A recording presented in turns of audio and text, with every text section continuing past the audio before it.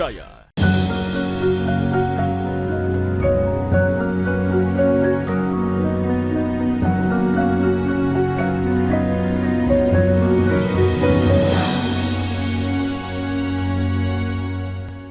Bismillahirrahmanirrahim. Assalamualaikum warahmatullahi wabarakatuh. Alhamdulillahi rabbil alamin, alladzi an'amana ni'matal imani wal islam. Ashhadu an la ilaha illallah wahdahu la syarikalah, wa ashhadu anna muhammadan abduhu wa rasuluhu la nabiyya ba'dah. Allahumma salli wa sallim wa barik ala nabiyyikal karim sayyidina wa maulana Muhammadin sallallahu alaihi wasallam wa ala alihi wa sahbihi ajma'in, amma ba'd. Qala ta'ala wa'bud rabbaka hatta ya'tiyakal yaqin. Alhamdulillah, mendalam rasa syukur kita kehadirat Allah subhanahu wa ta'ala. Senantiasa kita sehat walafiat, sehingga pagi hari ini kita sudah mengawali ibadah kita. Dan selanjutnya insya Allah sebentar kita akan lanjutkan dengan kerja profesi masing-masing. Salawat dan salam atas junjungan kita Nabiullah Muhammad sallallahu alaihi wasallam. Pemirsa kaum muslimin yang berbahagia, dalam resume Asmaul Husna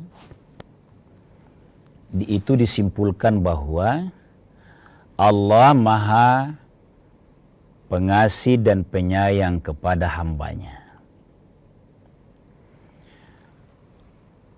Dan Allah Maha Kaya dari alam raya ini. Oleh karena Allah Maha Pengasih dan tidak butuh sesuatu, maka apapun yang disyariatkan kepada hambanya, itu harus difahami bahwa ini tidak lain karena Allah menyayangi dan ingin memuliakan sang hamba. Kalau dari sini kita berangkat, maka syariat atau amalan-amalan yang kita fahami dari syariat agama itu akan mendorong kita berbuat sungguh-sungguh, karena kita meyakini itu bukan sekedar perintah biasa, tapi itu manfaatnya akan kembali memuliakan sang hamba yang meluangkan waktu ikhlas mengamalkannya.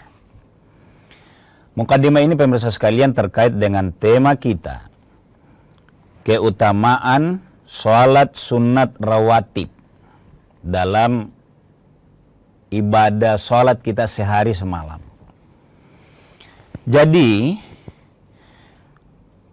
17 rakaat sehari semalam itu fardu atau wajib, modal maksudnya. Tapi Allah informasikan lewat hadis Nabi SAW bahwa ada sholat sunnah yang mengikutinya. Syariat menyebutnya dengan sholat sunat rawatib.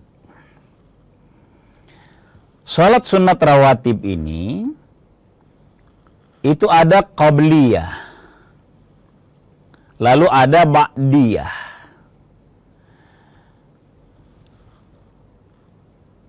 Qabliyah dan ba'diyah ini itu dibagi lagi hukumnya sesuai petunjuk dari Nabi SAW, baik amalannya langsung maupun lisannya Nabi. Jadi itu di situ dasarnya bahwa sholat sunat rawatib ini mengikuti sholat 5 waktu. Ada 2 tingkatannya. Yang pertama sudah kita fahami, dia bernama sunnah muakkad. Apa itu muakkad? Dari kata akkada yu'akkidu ta'kidan, menguatkan. Hampir wajib. Dan pahalanya luar biasa. Itu kalau yang muakkad.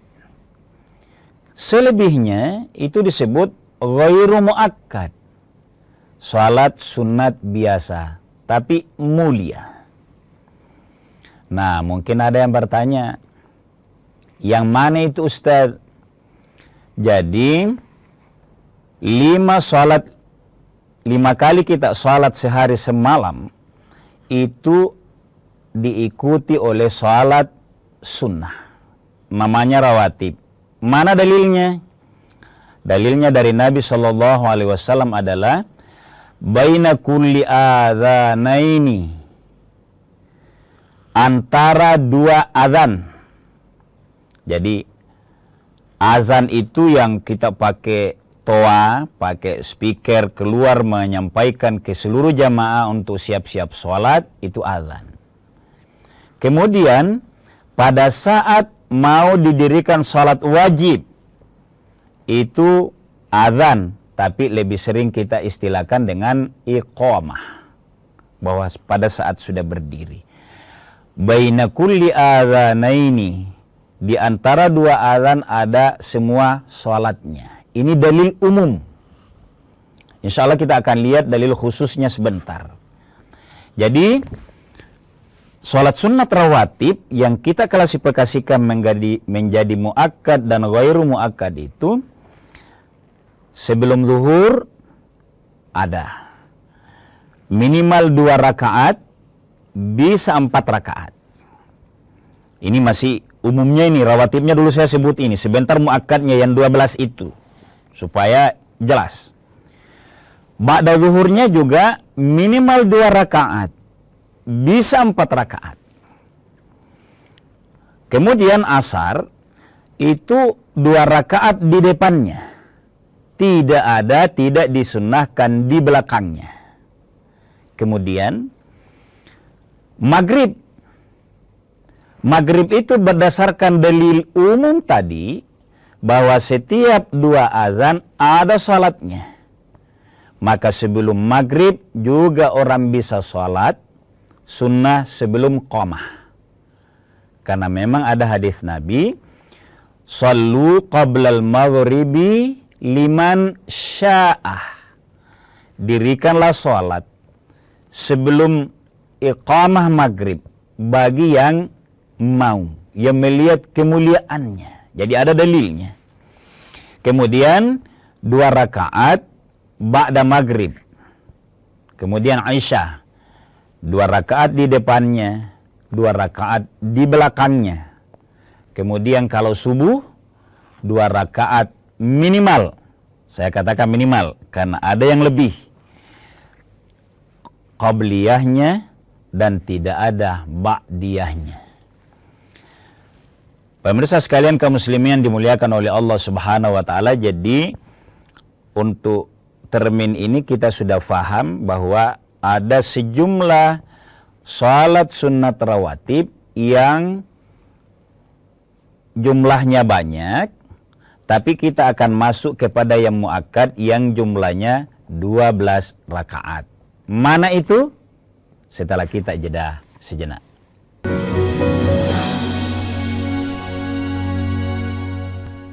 Siapapun bisa jadi media, pemengaruh, bahkan pendengung. Tapi kebenarannya dapatkah dipertanggungjawabkan? Percayalah hanya pada sumber independen yang menjunjung tinggi prinsip jurnalisme dalam setiap tayangan terbaiknya. Ikuti saya, saudara. Rosi, Satu Meja, The Forum, Sapa Indonesia Malam Akhir Pekan, Dipo Investigasi, Kompas TV, independen, terpercaya. Mengisi ruang informasi Anda, sejumlah informasi sudah kami rangkum dalam program Kilas Kompas. Usah khawatir, tertinggal berita dan informasi terkini. Kilas Kompas akan menyajikan sejumlah informasi lainnya untuk Anda. Karena kami merangkum semuanya untuk Anda. Singkat, Pohon tumbang menutup jalan utama. padat, terpercaya. Tetaplah bersama kami di Kilas Kompas. Kilas Kompas, setiap hari pukul 11:30 malam, live di Kompas TV. Pelanggaran hukum, ketidakadilan, keresahan sosial terjadi dan terjadi lagi. Tersangka sendiri dia melakukan aksinya itu sudah lebih dari 6 tahun. Aku pemakaian krem abal-abal itu lama banget, ada pengelupasan, terus merah. Selami peristiwa, tarik benang merah, temukan kebenaran di balik fenomena. Sasaran setiap Rabu pukul 10:30 malam di Kompas TV. Salam waspada saudara, polisi menggerebek sarang narkoba. Waspada, tindak kejahatan ada di sekitar Anda. Akhir kisah pembunuh berantai asal Bekasi akhirnya terungkap. Identifikasi tanda-tandanya, observasi fenomenanya, persempit ruang geraknya, tangkap informasinya dalam Borgol. Senin sampai Jumat pukul 3:30 sore di Kompas TV. Dipo Investigasi setiap Senin pukul 8:30 malam. Mencari tahu, mendengarkan lebih utuh dan mendalam, mempertanyakan rasa keadilan. Saya mau minta klarifikasi. Klarifikasi. Tanggung jawab. Bapak malu nggak sih? Apakah saya dengar permintaan maaf yang benarkah backingnya para jenderal orang-orang korban? Kita mengingatkan penguasa, menghibur yang papa. Rosi.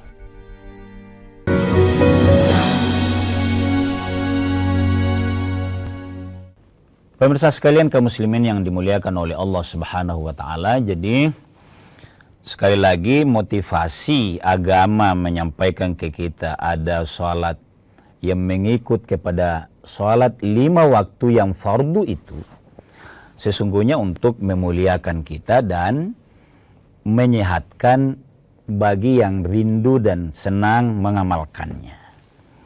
Itu tadi yang rawatibnya. Saya tambah sekarang dalilnya tentang yang muakkad itu.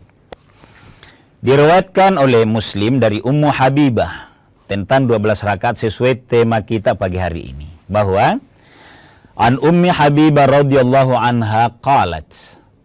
Ummu Habibah berkata, Sami'tun Nabiyya sallallahu alaihi wasallam yaqul. Saya mendengarkan Nabi sallallahu alaihi wasallam bersabda, Man shollat natai asyara rak'atan. Barang siapa yang salat sunat 12 rakaat. Fi yaumin wa laylatin. Dalam sehari semalam. Jadi kalau yang wajib itu kan sudah mafhum. 17 rakaat. Ditambahi dengan 12 rakaat. Yang mengikut kepada salat fardu tadi. Apa balasannya? Bunya lahu bihinna baitan fil jannah. Baitun fil jannah. Dia akan diganjar pahala oleh Allah sebuah kemuliaan, jaminan satu bangunan di surga. Kita istilahkan rumah, yang membayangkan rumah itu bagi yang tinggal di perumahan. Bagi yang tinggal di gedung, di apartemen, departemen yang dia bayangkan, Allah lebih mampu menyiapkan yang lebih baik daripada itu. Caranya, lakukan 2 sholat muakkad itu. Pemirsa sekalian, yang mana yang masuk muakkad ini? Saya langsung bacakan hadisnya saja. Karena ibadah itu, perbedaan-perbedaannya tadi yang muakkad dengan yang ghairu muakkad, ditentukan oleh Nabi SAW lewat hadisnya, lewat sabdanya. Nah, saya baca salah satu hadisnya bahwa Hafiz ala arba'i raka'atin, pelihara, kalau bahasa kita ya yang mau mendisiplinkan diri,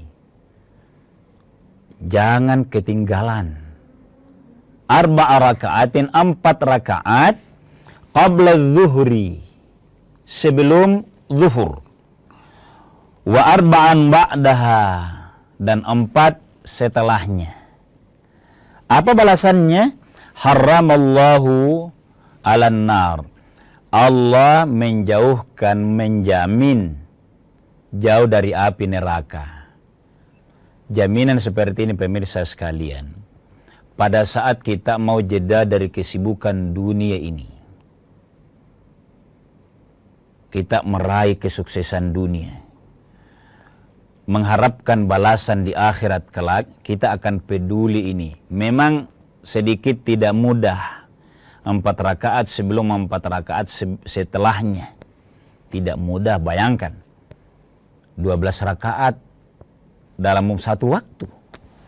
Tapi bagi orang yang mengharapkan pahala akhirat, dia akan lakukan seperti sabda Nabi ini.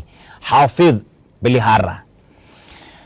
Nah, pemirsa sekalian, karena kita menyebut 4 rakaat sebelumnya, bahkan juga 4 rakaat setelahnya, bagaimana caranya? Apakah dilakukan langsung 4 rakaat, 1 salam? Maka begini, ada fikih secara umum bahwa afdalnya salat sunat itu, afdalnya nih, dan sudah berlaku umum, dilakukan 2 rakaat, 2 rakaat. Artinya 2 rakaat salam. Masih longgar waktu, salam. Mana yang mulia langsung sekaligus? Tetap mulia 2 rakaat. Mana komparasinya? Pada saat Ramadan itu 8 rakaat. Ada yang 23 rakaat, yang 20 rakaat. Dilakukan mayoritas 2 rakaat, 2 rakaat, salam, 2 rakaat, salam, 2 rakaat, salam. Agak jarang yang melakukan langsung 4 rakaat. Boleh enggak langsung 4 rakaat? Tidak ada fikih, tidak ada dalil khusus yang menegaskan bahwa tidak terhitung sebagai salat qabliyah atau ba'diyah kalau langsung dilakukan 4 rakaat. Tidak ada. Artinya secara umum boleh. Tapi lihat kondisinya. Secara teknis hari ini pemirsa sekalian, enaknya kalau yang 2 rakaat kita ambil, kan di setiap masjid itu ada timer. Kalau tinggal 3 menit baru qomat, jangan paksakan 4 rakaat. Yang bagus adalah 2 rakaat bisa salam. Kenapa? Longgar. Karena kalau dipaksakan 4 rakaat, ini teknis ya, teknisnya ini. Tapi ini fikih. Maka kita pada akhirnya akan sangat buru-buru. Mana ada salat 4 rakaat di bawah 4 menit. Pasti bacaannya tidak terasa. Nah, pemirsa sekalian kaum muslimin dimuliakan oleh Allah Subhanahu wa taala, di muqaddimah tadi saya bacakan ayat wa'bud rabbaka. Lakukanlah ibadah-ibadahmu itu, walaupun ayat ini secara umum bukan hanya salat, tapi termasuk di dalamnya salat, sembah Tuhanmu. Salat itu perbaiki, rasakan. Setiap gerakannya nikmati. Hatta semoga kamu dapatkan ya'tiyaka al-yaqin. Keyakinan merasa, ya Allah, saya sudah amalkan ini dengan sangat baik. Tumakninanya saya rasakan. Bacaan-bacaannya saya resapi betul. Takbirnya saya rasakan, tidak ada yang maha besar selain Allah. Buktinya saya tinggalkan ini kerjaan di ruangan untuk mengabdi kepadamu, ya Allah. Kalau buru-buru, tidak akan terasa demikian. Harus kita tambahkan pemirsa sekalian. Ada rukun sholat pada setiap satu sholat. Itu berulang, harus dia mengikut setiap gerakan. Apa itu? Tumakninah. Iktidal, ada tumakninahnya, ketenangan. Bahagiakan di situ. Ruku ada, sehingga agama mensyariatkan baca puji-pujian kepada Allah Subhana Rabbiyal Azim wa bihamdi, bahkan 3 kali. Padahal pemirsa sekalian kaum muslimin yang berbahagia, bukan 3 kalinya yang menjadi sangat penting, tapi tenangnya kita bisa mengingat Allah. Tapi untuk mengingat Allah, baku kontak kalbu dengan lisan kita. itu sujudnya ada tumak ninahnya, duduk di antara dua sujud ada tumak ninahnya, maka rukun salat yang kita hitung itu yang terbanyak berulangnya adalah tumak ninah. Dia harus ada pada setiap gerakan salat. Bahkan Syafi'iyah atau Imam Syafi'i mewajibkan menjadikan tumanina itu sebagai rukun. Intinya dari sini. Kita lanjutkan setelah jeda sejenak.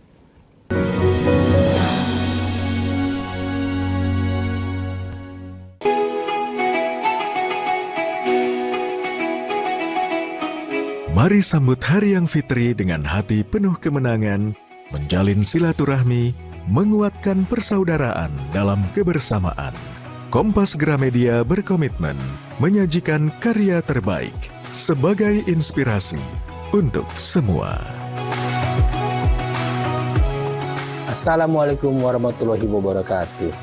Seusai menunaikan ibadah puasa selama bulan suci Ramadan, tiba saatnya bersukacita menyambut hari kemenangan. Mari berbagi kebahagiaan, merayakan kebersamaan, saling bermaafan, eratkan persaudaraan. Selamat Hari Raya Idul Fitri 1446 Hijriah. Minal aizin wal faizin, mohon maaf lahir dan batin. Wassalamualaikum warahmatullahi wabarakatuh.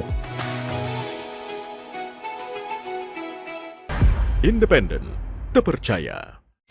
Saat ini, siapapun bisa jadi media, pemengaruh, bahkan pendengung.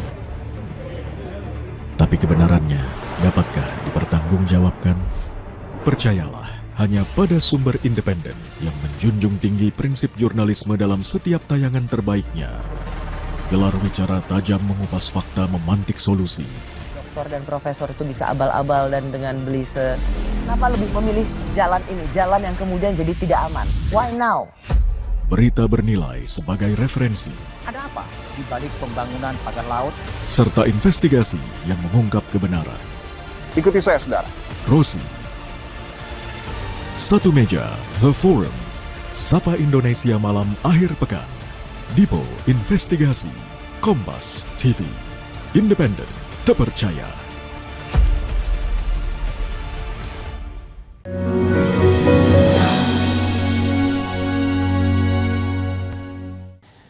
Pemirsa sekalian kaum muslimin yang dimuliakan oleh Allah Subhanahu wa taala. Jadi kita mengangkat tentang salat sunat rawatib itu sebenarnya mau memuliakan penghambaan kita kepada Allah. Oleh karenanya harus memang disiapkan. Bukan sekedar hitung jumlahnya. Waktunya kita siapkan seperti yang saya gambarkan tadi. Harus terhitung betul. Maka pada saat melaksanakannya pun juga itu tetap harus dengan cara sholat yang terbaik. Jangan kita menganggap bahwa ini kan sholat sunat. Jauh lebih cepat daripada sholat wajibnya. Memang ia sunat, tapi tetap harus terpenuhi rukun-rukun sholat biasa. Apa itu? Niatnya harus jelas. Bagi yang melafazkan itu harus juga jelas. Jangan ragu-ragu.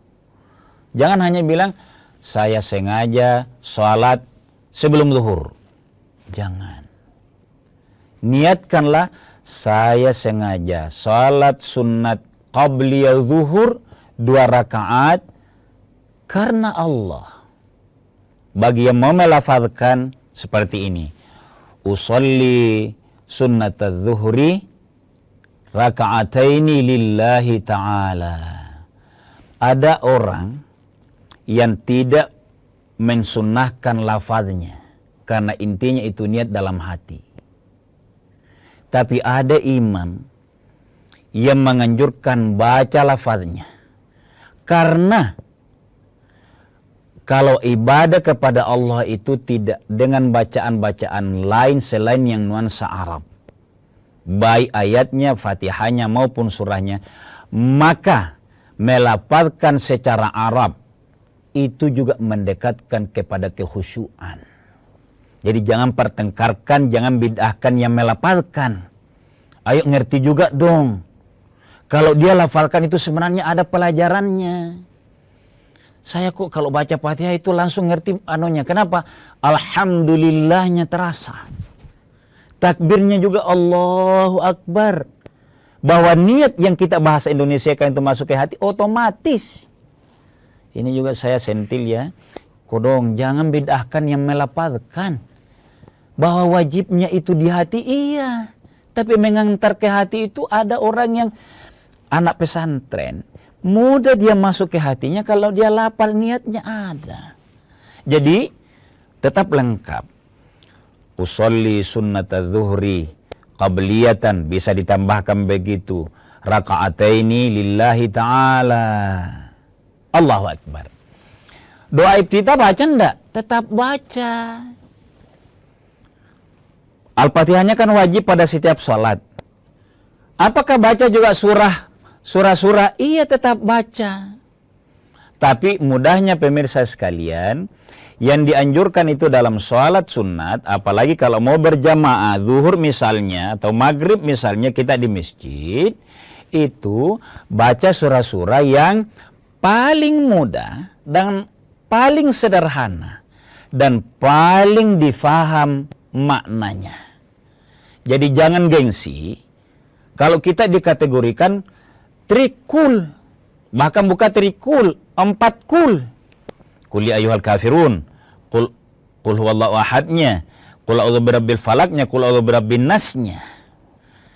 Memang dalam salat-salat sunnah yang tersederhana dan paling bisa konsentrasi orang kalau terbatas kemampuannya konsentrasi, tidak bisa di atas 6 menit, 3 menit atau minimal 2 menit.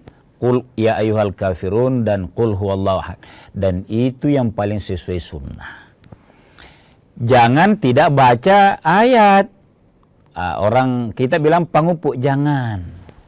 Nah, pemirsa sekalian, saya harus tegaskan karena kita tadi menyampaikan qabliyah itu salat sunat rawatib itu ada yang 12 rakaat yang disabdakan oleh Nabi, barang siapa yang salat sunat 12 rakaat sehari semalam, salat sunat rawatib tadi yang jadi muakkad, mana itu? Nah, ini saya sebut. Yang qabliyah itu muakkad adalah 4 rakaat sebelum zuhur, 2 rakaat sesudahnya. Berapa Mi? 6 rakaat. Kemudian 2 rakaat sebelum asar, sudah 8. Kemudian 2 rakaat sebelum Aisyah dan 2 rakaat sebelum subuh. Selebihnya yakni 2 rakaat sebelum maghrib dan 2 rakaat setelah 2 rakaat sebelum maghrib serta 2 rakaat setelah Isya itu masuk rawatib umum. Jadi pemirsa sekalian, agama menyebutkan demikian. Sejumlah rakaat yang mengikuti salat-salat wajib itu dikategorikan lagi ada yang muakkad agar kita menjaganya sungguh-sungguh, dan cara menjaganya minimal 2 poin. Siapkan waktu. Kalau dia qabliyah, ada orang di tempat sholat itu sebelum iqamah, disiapkan benar waktu, orang akan dijaga oleh Allah kemudahannya kalau ada di sini. Dan sholat sunnat yang dianjurkan kepada kita itu sangat diharapkan bacaan-bacaannya bisa kita resapi. Kalau Allah mensyariatkan demikian pemirsa sekalian, qabliyah dan ba'diyah, selain dalil-dalil yang sudah saya sebutkan tadi, Allah haramkan baginya neraka kalau dia jaga 4 rakaat sebelum zuhur, 4 rakaat setelah zuhur, dan salat-salat sunat yang lainnya dijamin surga oleh Allah, juga termasuk memudahkan rezekinya. Hafidhu ala salawati, jagalah salat-salatmu itu. Nahnu narzuquka. Allah berfirman pada ayat lain, kami yang memberimu rezeki. Jadi perintah salat itu, dirikan salat. Nahnu narzuquka, kami yang memberimu rezeki. Apa kaitannya? Karena seringkali manusia merasa diambil waktunya begitu mendengarkan azan. Wah, kurangi lagi waktu ini. Maka Allah katakan, pada saat kamu melakukan sholat, meninggalkan sedikit waktumu untuk bekerja sesuai profesi dan hobimu itu, tapi kamu sholat, Allah tetap memudahkan rezekimu, sekaligus menjaga rezekimu itu dari hal-hal yang harus dibiayai, padahal tidak penting. Allah akan memberikan keteduhan, ketenangan seperti itu bagi yang menjaga salat sunat rawatibnya. Semoga insya Allah kita mendapat hidayah dari Allah untuk memudahkan gemar menunaikan salat-salat sunat rawatib ini, sehingga kita ada inspirasi, ketenangan, dan kebahagiaan melakukannya dalam kehidupan sehari-hari insya Allah. Sekian dan demikian. Mohon maaf atas segala kekurangan. Wallahu a'lamu bissawab. Wassalamualaikum warahmatullahi wabarakatuh.